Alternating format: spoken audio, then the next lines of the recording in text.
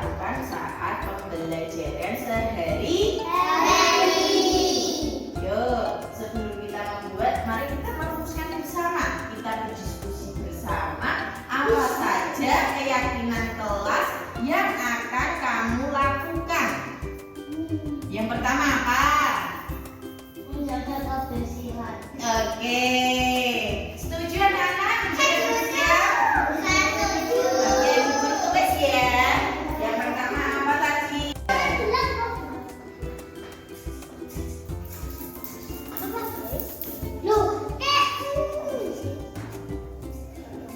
Apa tadi kata?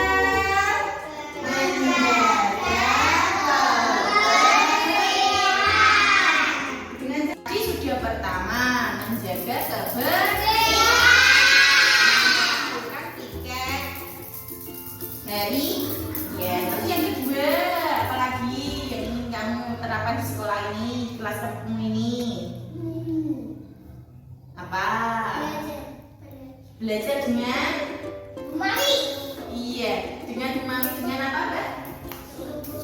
Oke, setuju? Belajar dengan sungguh-sungguh diterapkan di keyakinan kelas 1 Urut? Belajar sungguh-sungguh? Setuju? Berarti tidak boleh ngobrol, tidak boleh lari. Setuju? Ditulis Bu Guru?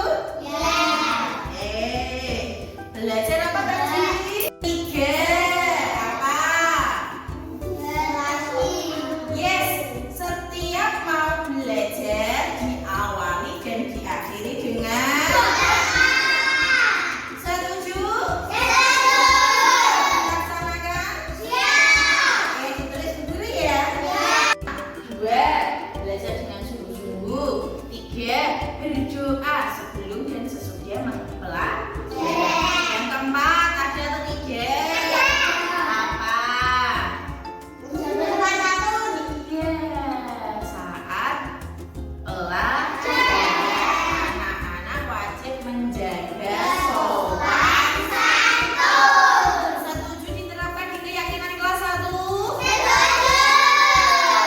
Setuju, angkat tangan. Oke, setuju semua ya? Tadi sudah 4, mau ditambahin lagi? Apa? Menghargai teman. Iya, saling menghargai teman. Berarti yang kelima, saling menghargai teman. Setuju tidak? Diterapkan. Karena saat di kelas saling menghargai teman, tidak boleh. Oke, harus dilakukan ya. Yang kelima tadi apa? Saling menghargai teman. Ditulis Bu Guru? Ya. Yang kelima, saling mencintai atau menghargai? Iya, menghargai teman. Nah,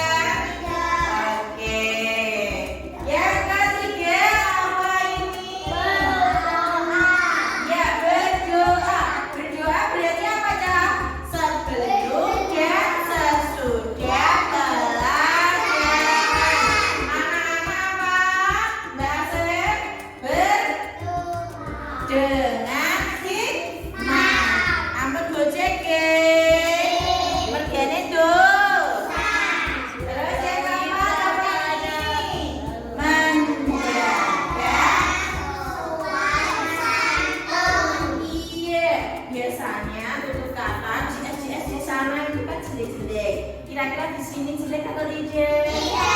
Maka dari itu anak-anak saat pembelajaran harus sopan. Oke, terus yang kelima apa? Tanggapan Kak Ayu. Saling menghargai teman. Ini yang paling pokok. Anak-anak harus saling menghargai teman. Tidak boleh bertengkar, apalagi bermusuh. Itu tidak diajarkan di kelas ini. Sepakat anak-anak? Setuju dengan keyakinan kelas kita? Yang setuju angkat tangan. Yes. Terima kasih. Kita tepuk tangan bersama. Demikian pembentukan keyakinan kelas hari ini. Semoga bermanfaat untuk anak-anak dalam pembelajaran. Assalamualaikum warahmatullahi wabarakatuh.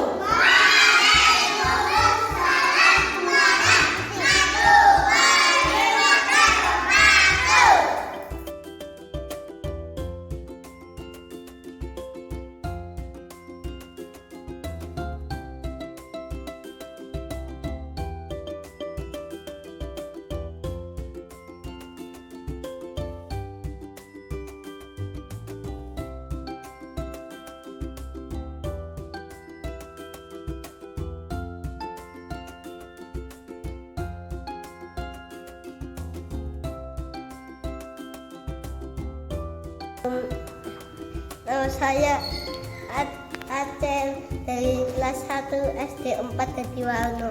Membuat keyakinan kelas.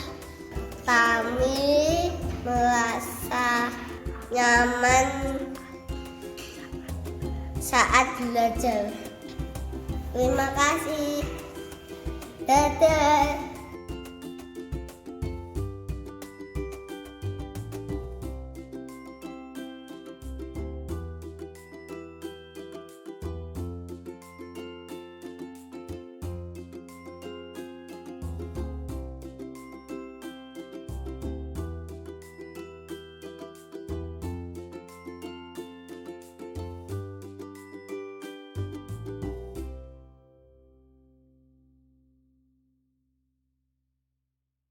Assalamualaikum warahmatullahi wabarakatuh. Di sini saya ingin mengadakan pembahasan budaya positif yang saya terima dari pendidikan calon guru penggerak angkatan 5. Nah, sudah kenal saya semua ya Bapak Ibu? Belum. Nama saya Mami Juniati, calon guru penggerak angkatan 7 Kabupaten Kudus. Di sini saya akan menyampaikan tentang budaya positif. Apa itu budaya positif? Budaya positif itu di sekolah biasanya dinamai sebagai nilai-nilai positif yang diterapkan di sekolah untuk menumbuhkan motivasi intrinsik yang ada pada diri siswa yang bertanggung jawab dan berbudi pekerti yang luhur sehingga terwujud profil pelajar Pancasila yang merupakan tujuan dari pendidikan atau kurikulum merdeka sekarang ini. Budaya positif yang ada di sekolah akan membantu pencapaian visi sekolah untuk mewujudkan visi dari sekolah, sehingga peran guru yang merupakan ujung tombak kualitas pendidikan di sekolah. Dengan begitu, dengan penggunaan budaya positif akan mewujudkan pembiasaan positif di sekolah yang dikenal dengan budaya positif.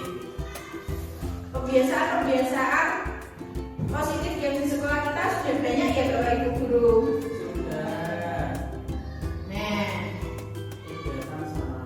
Nah, itu merupakan contoh budaya positif yang sudah ada di sekolah kita, yang sering dilakukan anak-anak setiap harinya.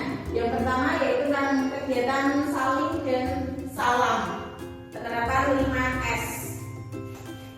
Biasanya dilakukan setelah apa Ibu? Berdoa bersama di lapangan ya.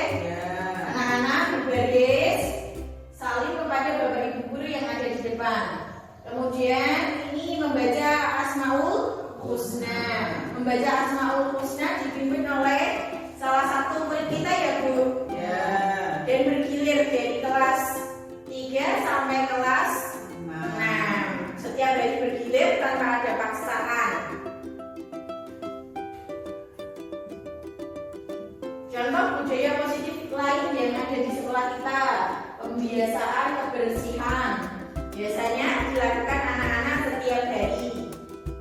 Nah, dan ini ada rencana lagi dari sekolah besok hari Jumat ada kegiatan kebersihan untuk membersihkan saluran air karena di sini musim penghujan dan kalau sering hujan halaman kita menjadi becek. Maka dari itu kita sebagai guru dan anak-anak bekerja sama membuat saluran untuk mengalirkan air supaya halaman kita tidak jadi becek.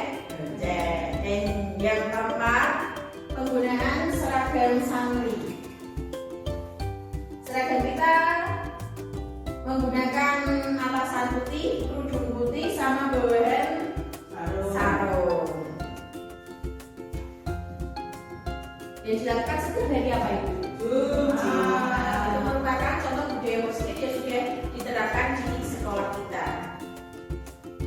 Nah sekarang ini masuk budaya positif. Budaya yang positif yang saya pelajari di calon guru pembela itu ada 5 kategori. Yang pertama kebutuhan dasar manusia, yang kedua posisi kontrol kita, yang keempat 3 disiplin positif, keempat keyakinan kelas, dan kelima segitiga restitusi. Kalau kebutuhan dasar manusia itu ada berbagai macam. Contohnya kebutuhan bertahan hidup, kasih sayang, rasa diterima, love and healing, kebebasan, kesenangan, dan permasaan. Ada 5 kebutuhan dasar manusia itu sendiri. Kalau posisi kontrol kita nanti akan membahas tentang posisi penghukum, pembuat rasa bersalah, posisi teman, posisi pemantau, dan manajer. Disiplin positif yaitu pendekatan mendidik anak untuk melakukan kontrol diri dan pembentukan kepercayaan diri anak. Disiplin berbeda sekali dengan hukuman. Meskipun disiplin sering diterapkan dengan menggunakan teknik hukuman. Kalau keyakinan kelas, mungkin sebagian dari Bapak Ibu guru sudah menerapkannya. Karena kemarin sudah mengerjakan PMF ya Bu. Nah, di situ ada materi tentang budaya positif, penggunaan keyakinan kelas. Keyakinan kelas merupakan kebijakan universal yang disepakati bersama untuk tercapainya lingkungan yang positif. Dan yang terakhir tentang segitiga restitusi. Segitiga restitusi itu merupakan kondisi bagi murid untuk memperbaiki kesalahannya. Misalnya, murid melakukan kesalahan, kita melakukan treatment menggunakan segitiga restitusi dengan tahapan menstabilkan identitas, validasi tindakan yang salah, dan menanyakan keyakinan. Supaya anak-anak bisa mengetahui kesalahannya dan memperbaiki kesalahannya. Nah, ini tadi disiplin positif dari nilai-nilai kebajikan universal. Ketika mendengar kata disiplin, yang terbayang di benak Anda apa saja? Disiplin. Biasanya disiplin kalau mendengar kata disiplin. Tepat waktu. Terus apa lagi? Tanggung jawab. Tapi yang sering kita terlintas di pikiran kita kalau ada kata-kata disiplin mesti peraturan sama hukuman ya. Kalau tidak menaati peraturan pasti akan mendapatkan hukuman. Nah, disiplin itu di dalamnya terdapat hukuman, ketidaknyamanan, kepatuhan, perintah, tata tertib, dan peraturan-peraturan.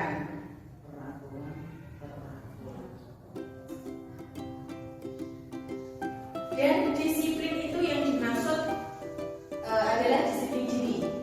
Dia mempunyai motivasi internal pada dirinya untuk melakukan ketaatan.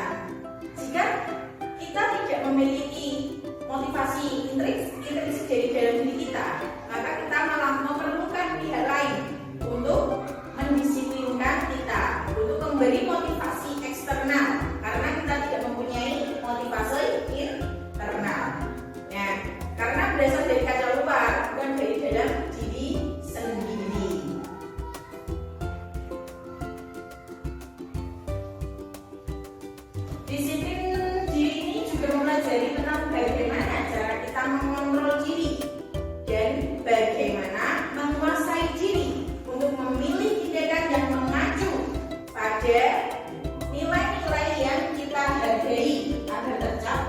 dan mulia yang diinginkan.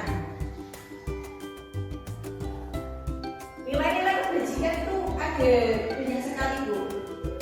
Yang pertama yang terkandung dalam profil pelajar Pancasila, ada beriman, bertakwa pada Tuhan Yang Maha Esa, mandiri, bernalar kritis, berkebinekaan global, gotong royong, kreatif. Itu yang akan diterapkan pada anak-anak sebagai profil pelajar Pancasila. Dan sikap murid yang diinginkan biasanya itu dari toleransi, rasa hormat, integritas, mandiri, menghargai, antusias, empati, keingintahuan, kreativitas, kerjasama, percaya diri, dan komitmen. Biasanya sudah kita ajarkan kepada anak-anak ya, Bu, dari budaya positif, kebersihan bersama, saling gotong royong, kerjasama, sama itu pembacaan asmaul husna, terus tadi 5S, kegiatan 5S itu sudah sedikit banyak mencerminkan nilai-nilai kebajikan.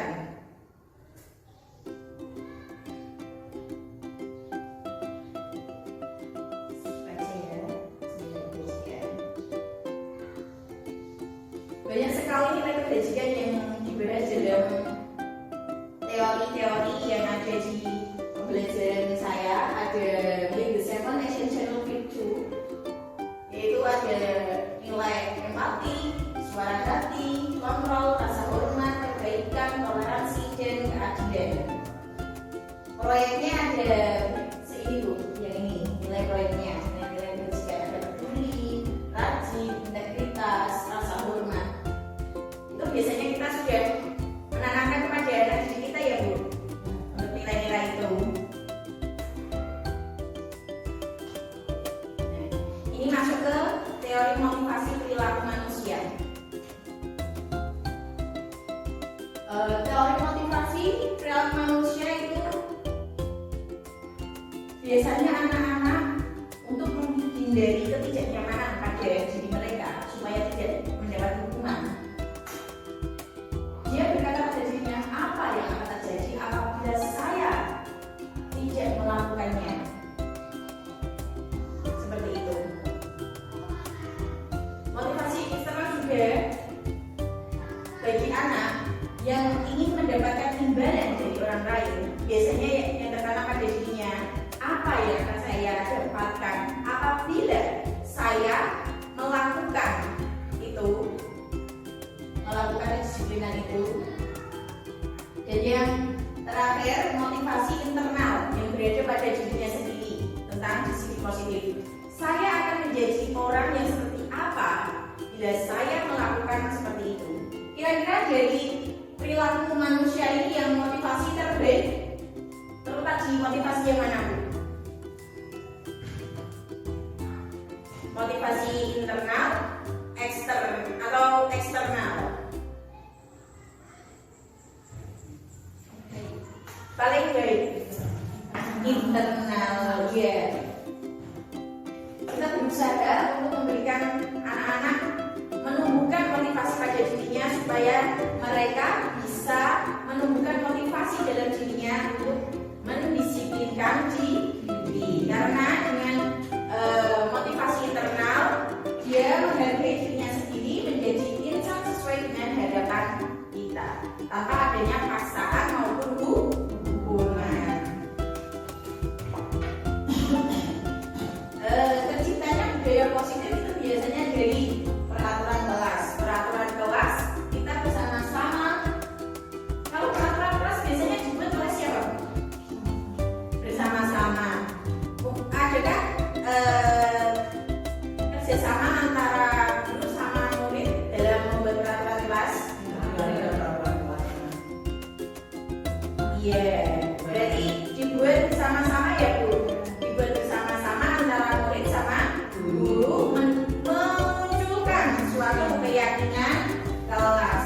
Setelah kita membuat keyakinan kelas dan didukung dengan lingkungan yang positif, terciptalah budaya positif. Harus ada dari dalam diri anak dulu.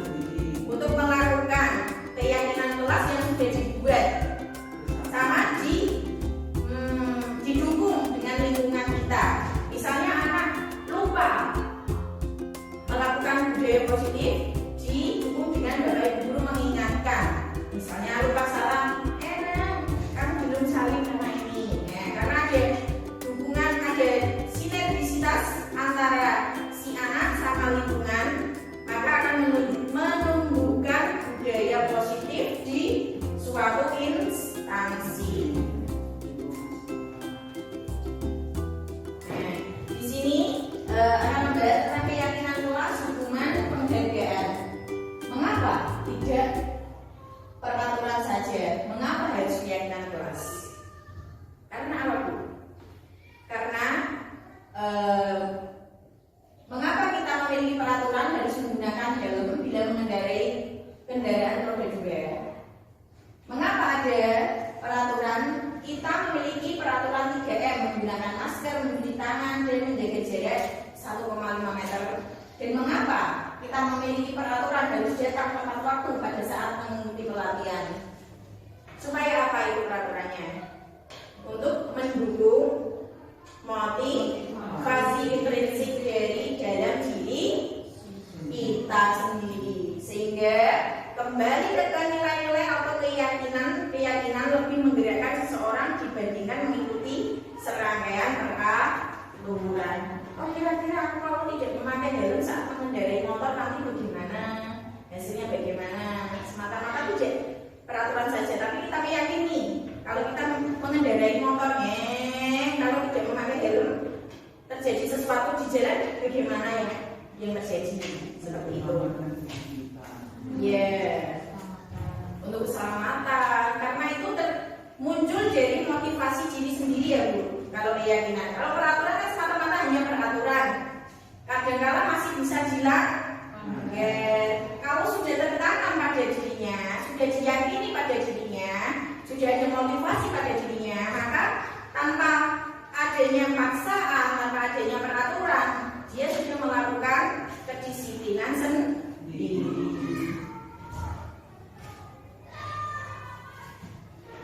Keyakinan kelas lagi ya, Bu. Keyakinan kelas itu merupakan nilai-nilai kebajikan atau prinsip universal yang disepakati bersama secara universal, lepas dari latar belakang suku, negara, bahasa maupun agama. Menurut Gosser, ada bukunya tahun 1998, suatu keyakinan akan lebih memotivasi seseorang dari dalam atau intrinsik.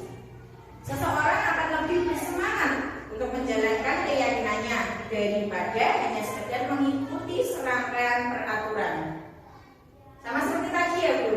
Kalau sudah tertanam pada dirinya keyakinan, maka akan memunculkan motivasi diri, motivasi intrinsik untuk melakukan suatu tindakan tanpa adanya paksaan. Pembentukan keyakinan kelas. Keyakinan kelas bersifat abstrak daripada peraturan yang lebih rinci dan lebih konkret. Keyakinan kelas merupakan pernyataan yang universal. Keyakinan kelas senantiasa dibuat dalam bentuk positif, dari kalimat-kalimat positif. Seperti kalau kita membuat keyakinan kelas untuk anak tidak bertengkar, anak kan biasanya harus saling menghormati. Berarti kita membuat keyakinan kelas dengan kata aku saling menghormati teman dan menggunakan kata-kata positif. Tidak dibenarkan kalau menggunakan kata-kata tidak boleh bertengkar atau berkelahi. Tapi kalau keyakinan kelas harus menggunakan kata-kata yang positif, kalimat yang positif. Aku menghargai teman. Aku belajar dengan tertib. Seperti itu contohnya. Terus supaya tertanam pada dirinya sendiri. Kalau aku harus apa, bukan seperti kata-kata di peraturan kelas biasanya tidak boleh lari-lari, tidak boleh ini. Aku peringatan atau gimana ya? Apa, Bu? Kalau aku tidak boleh menghindari kata negatif. Kalau keyakinan kelas harus menggunakan kalimat yang positif supaya di pikiran anak-anak juga tertanam nilai-nilai positif. Aku harus berangkat tepat waktu. Aku mengerjakan PR dengan rajin, atau aku membersihkan kelas bersama teman saat pikir. itu masuk janji atau gimana? Masuk ke keyakinan kelas, Bu. Keyakinan kelas aku.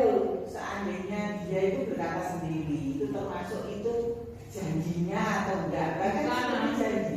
Yang bersama kita berjanji pada diri sendiri, Bu. Kita meyakini pada diri kita sendiri bahwa aku akan melakukan kegiatan itu. Seperti itu. Dan dalam pembentukan keyakinan kelas, diharapkan semua warga kelas berkontribusi untuk menyuarakan pendapatnya supaya keyakinan kelas itu terbentuk dan diyakini bersama dan akan dilaksanakan bersama. Perbedaan antara peraturan sama keyakinan kelas. Nah, kalau peraturan biasanya begitu selalu kembalikan buku ke tempatnya. Berarti kalau keyakinan kan menggunakan kalimat positif. Aku bertanggung jawab atas buku itu. Itu. Yang kedua, dilarang mengganggu orang lain. Keyakinan kelas menggunakan kalimat yang positif, menghormati orang lain dan diri sendiri. Iya, contohnya, terus hadir di sekolah 15 menit sebelum pembelajaran dimulai. Berarti menghormati orang lain, berkomitmen pada tujuan. Kalau di peraturan biasanya dilarang melakukan kekerasan. Kalau di keyakinan kelas menggunakan kalimat keselamatan dan menghormati orang lain. Itu sebagai contoh ya Bu, sebagai gambaran kalau kita nanti membuat keyakinan kelas di kelas dengan menggunakan kalimat-kalimat positif.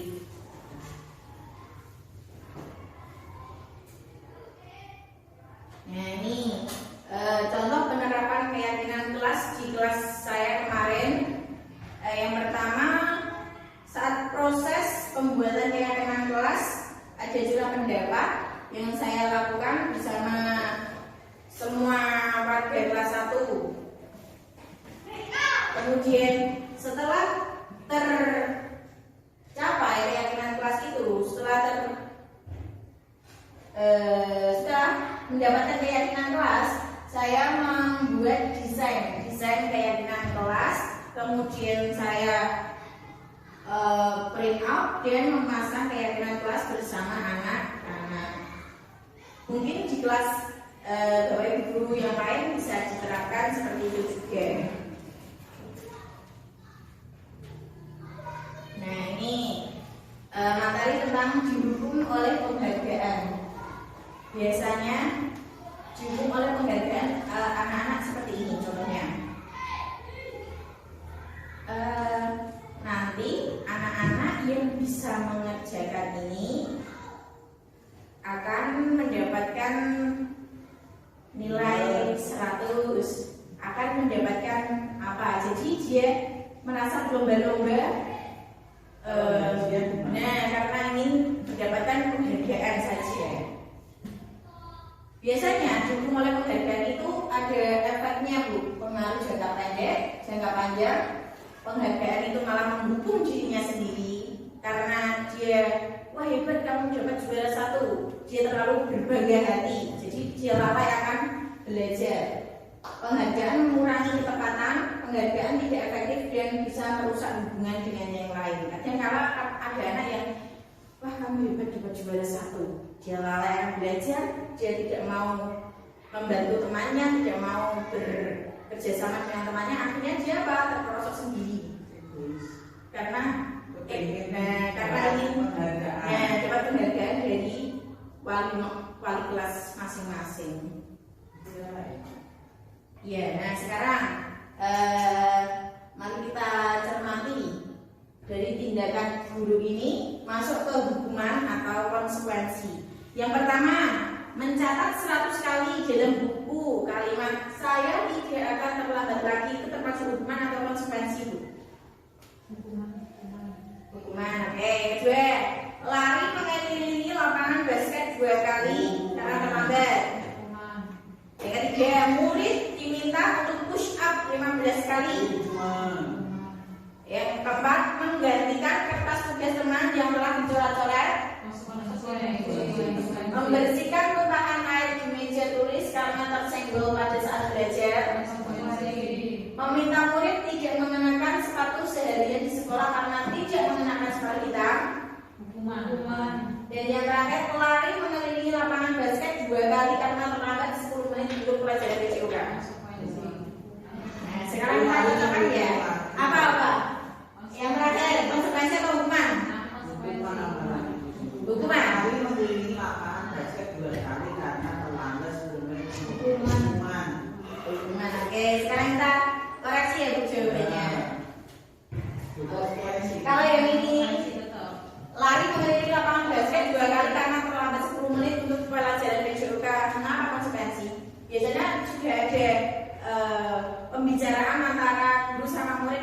Kalau ada keterlambatan akan mendapatkan konsekuensi ini. Kalau hukuman biasanya sepertiga, tidak ada kesepakatan dulu antara murid sama wali kelas ataupun guru. Itu namanya hukuman. Bedanya konsekuensi sama hukuman. Kalau konsekuensi biasanya sudah ada kesepakatan dulu antara murid sama guru.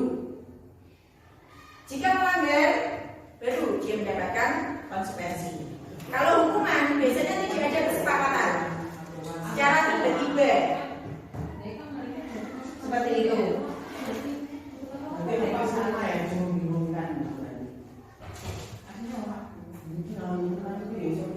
Nah, ini tadi tentang kebutuhan dasar manusia yang kita bahas di awal tadi.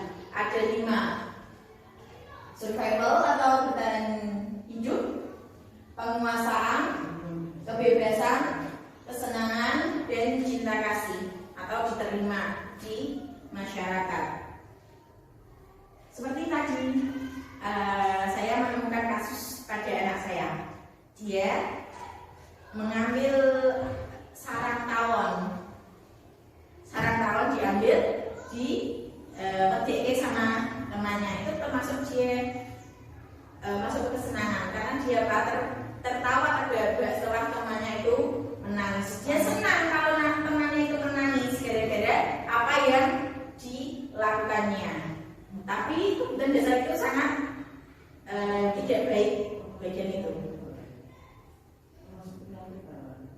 Tidak penyakit, tapi dia melakukan kebutuhannya. Dia ingin mendapatkan kebutuhannya, tapi melanggar kebutuhan orang lain. Iya. Nah, di sini ada 5 posisi kontrol guru: sebagai penghukum, pembuat rasa bersalah, sebagai teman, sebagai pemantau, maupun manajer. Di antara 5 posisi ini, posisi mana yang sering Bapak Ibu terapkan?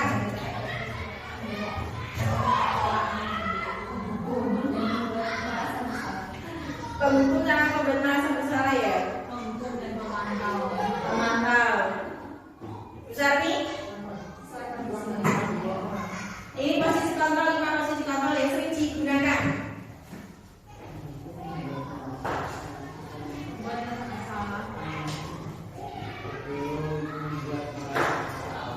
Buat masa bersalah.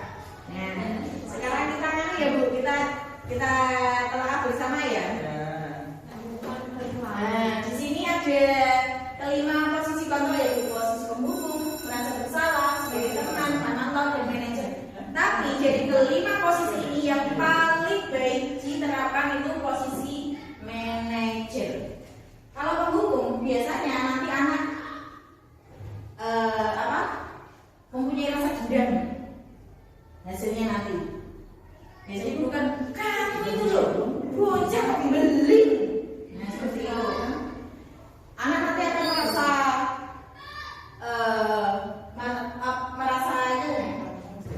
merasa dia memberontak dengan dirinya. Kadang malah menyalahkan orang lain. Macam itu kok. Nanti seperti itu. Dia malah sering memberontak dan menyalahkan orang lain dan malah sering melakukan kesalahan lagi. Kalau merasa bersalah biasanya begini. Nah, apa kira saatnya kalau ibu menang, kalau bapak menang, nanti efek dari pembuat rasa bersalah itu anak-anak merasa menjadi biasanya. Dan biasanya murid mengatakan dia, Bu, maaf Bu, saya bersalah. Tapi membuat anak itu merasa minder nantinya kalau pembuat rasa bersalah. Kalau sebagai teman biasanya, ayolah belajar yang rajin supaya kamu pintar. Masa kamu kayak ini tidak pernah dibantu seperti itu. Nanti anak kalau kita memposisikan sebagai teman, anak-anak menjadi ketergantungan. Biasanya dia tidak mandiri. Sini-sini, sini-sini, seperti itu. Kalau pemantau biasanya mengaitkan dengan peraturan sekolah.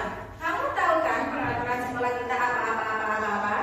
Nah, hasil jadi kita sebagai posisi pemantau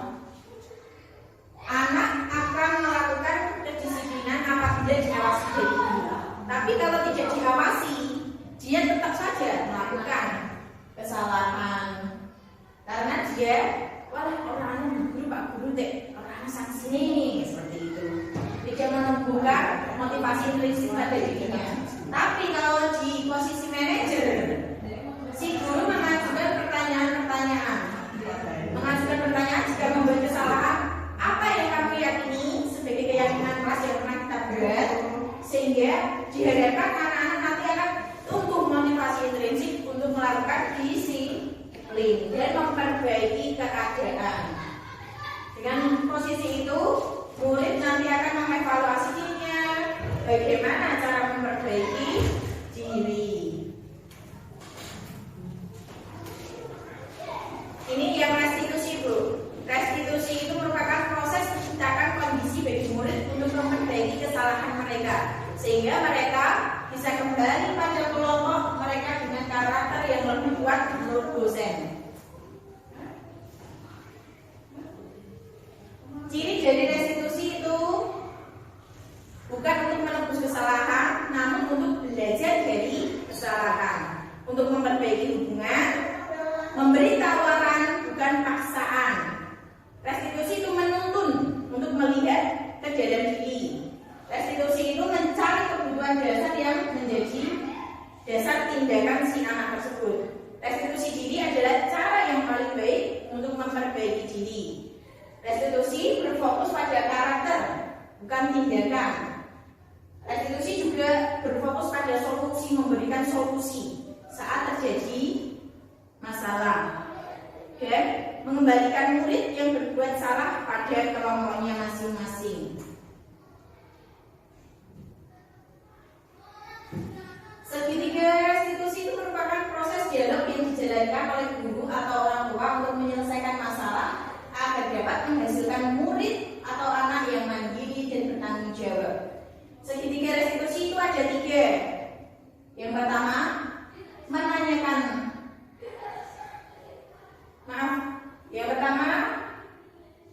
menstabilkan identitas. Yang kedua, validasi tindakan yang salah dan menanyakan keyakinan kelas. Urutan dari penggunaan segitiga restitusi dalam menyelesaikan permasalahan. Yang pertama itu kan menstabilkan identitas. Biasanya kata-kata yang digunakan oleh guru itu setiap orang pasti pernah melakukan kesalahan. Kamu bukan satu-satunya yang pernah melakukan kesalahan ini. Untuk yang validasi tindakan, kamu tentu punya alasan mengapa kamu melakukan itu. Jadi anak tidak langsung dihukum, ditanya dulu, kenapa kamu melakukan itu? Alasannya apa? Terus yang terakhir, menanyakan keyakinan kelas atau menanyakan nilai-nilai yang pernah disepakati dengan anak. Nah, di sini saya akan memberi contoh. Segitiga restitusi yang pernah saya terapkan pada anak didik.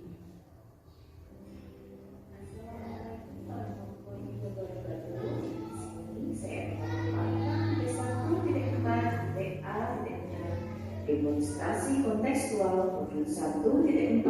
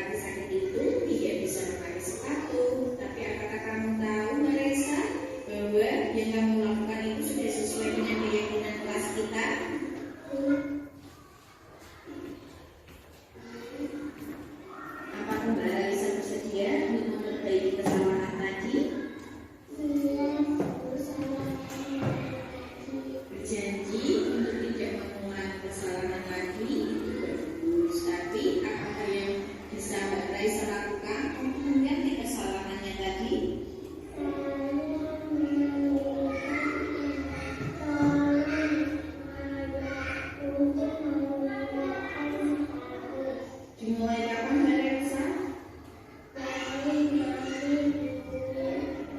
Ya sudah, nanti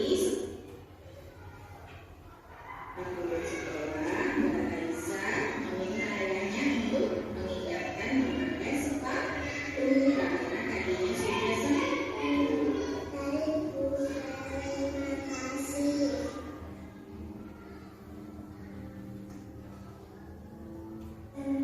Waalaikumsalam, sudah hilang.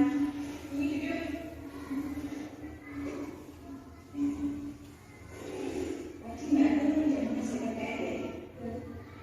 Tadi Ibu lihat saat mengerjakan PR di kelas, Mbak Anu bisa mengerjakannya. Kenapa Mbak Anu tidak mengerjakan PR-nya?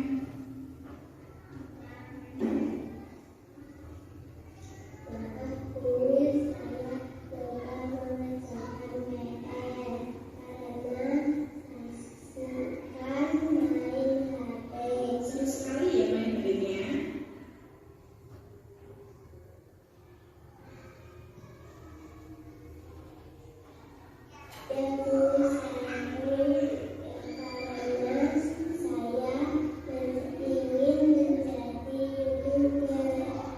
Ibu tahu mengejar cita-cita itu penting, tapi apakah kamu tahu yang melakukan itu sudah sesuai dengan kesepakatan kelas kita?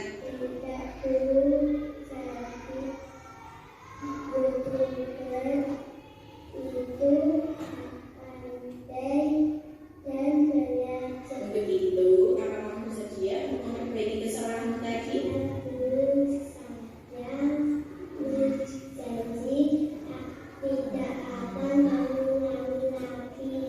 Berjanji itu bagus, namun harus dilakukan dengan sungguh-sungguh. Apa yang bisa kamu lakukan untuk dapat menggantikan kesalahanmu tadi saat tidak mengerjakan PR?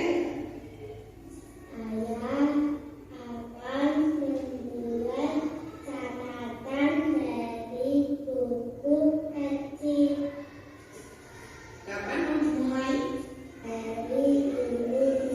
Bagus, hal itu sudah sesuai dengan keyakinan kelas kita, yaitu demikian pembelajaran hari ini, semoga bermanfaat untuk anak-anak. Sekian. Wassalamualaikum warahmatullahi wabarakatuh.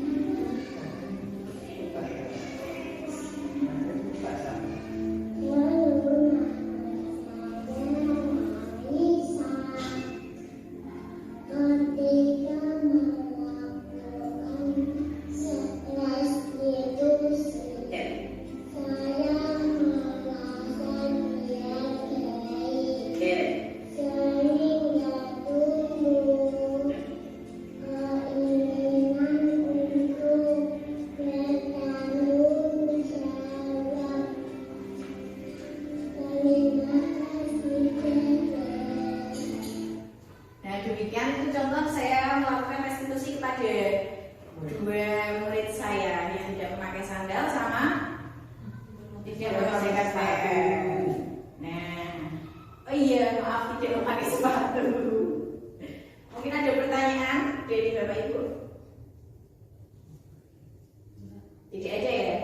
Oke, semoga diseminasi ini, pengimbasan ini bermanfaat bagi kita semua dan bisa menumbuhkan budaya positif di sekolah kita. Terima kasih atas waktunya, semoga bermanfaat. Wassalamualaikum warahmatullahi wabarakatuh.